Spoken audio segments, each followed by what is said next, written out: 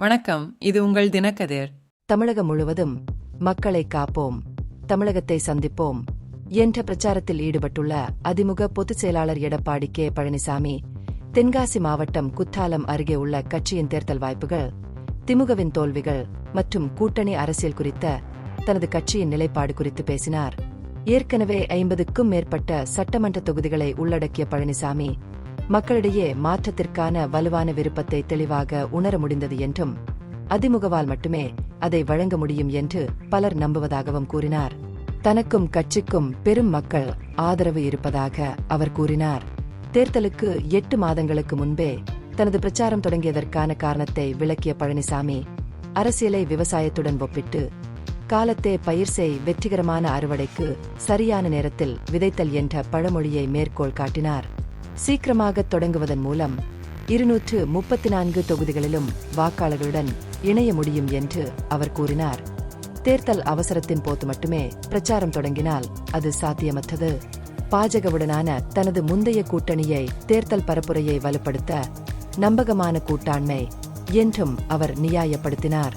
தமிழ்நாட்டின் அதிகரித்து வரும் கடன் சுமை குறித்து அரசியல் சுய விளம்பரத்திற்காக அல்லாமல், மக்களுக்கு உண்மையிலேயே பயனளிக்கும் நலத்திட்டங்களில் கவனம் செலுத்தி ஆடம்பர செலவுகளை குறைப்பதாக பழனிசாமி உறுதியளித்தார்.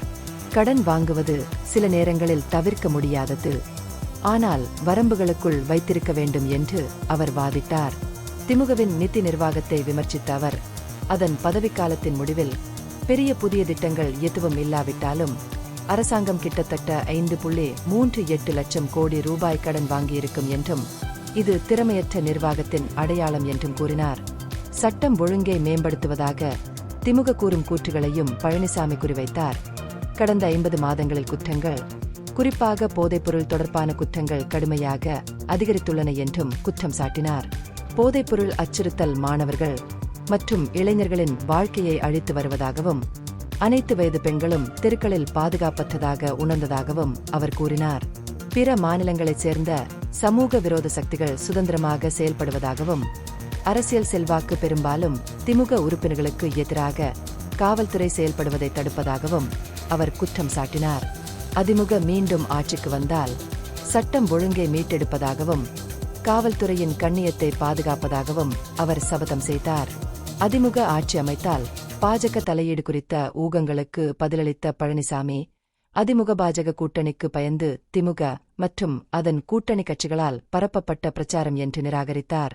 கூட்டணி பெரும்பான்மையை பெற்று ஆட்சி அமைக்கும் என்று அவர் கூறினார். ஆனால் அதிமுகவுக்கு தனி பெரும்பான்மை கிடைத்தால் அமைச்சரவை பதவிகள் குறித்த கற்பனையான கேள்விகளுக்கு பதிலளிக்க மறுத்துவிட்டார். நீட் அல்லது மும்மொழி சூத்திரம் போன்ற பிரச்சினைகளில் பாஜகவிடமிருந்து அதிமுக முக்கிய கொள்கை மாற்றங்களை கோரவில்லை என்ற திமுகவின் விமர்சனத்திற்கு பதிலளித்த பழனிசாமி, சாதி கணக்கெடுப்பு மற்றும் கடன்களுக்கான சிபில் மதிப்பெண் தேவைகளிலிருந்து விவசாயிகளுக்கு விலக்கு அளித்தல் போன்ற சில அறிவிப்புகள் அதிமுகவின் கோரிக்கைகளின் அடிப்படையில் வெளியிடப்பட்டன என்பதை சுட்டிக்காட்டினார். நீட், மீத்தேன் திட்டம் மற்றும் ஜல்லிக்கட்டு தடை அறிமுகப்படுத்தப்பட்டபோது திமுகவும் மத்திய அரசுகளில் ஒரு பகுதியாக இருந்தது, ஆனால் தமிழ்நாட்டின் நலன்களை பாதுகாக்க தவறிவிட்டது என்றும் அவர் கூறினார். இந்த பகுப்பாய்வு நுண்ணறிவுள்ளதாக கண்டால், முக்கியமான அரசியல் முன்னேற்றங்கள் குறித்த கூடுதல் புதுப்பிப்புகளுக்கு லைக் செய்யவும், ஷேர் செய்யவும், சப்ஸ்கிரைப் செய்யவும். இது உங்கள் தினக்கதிர். நன்றி.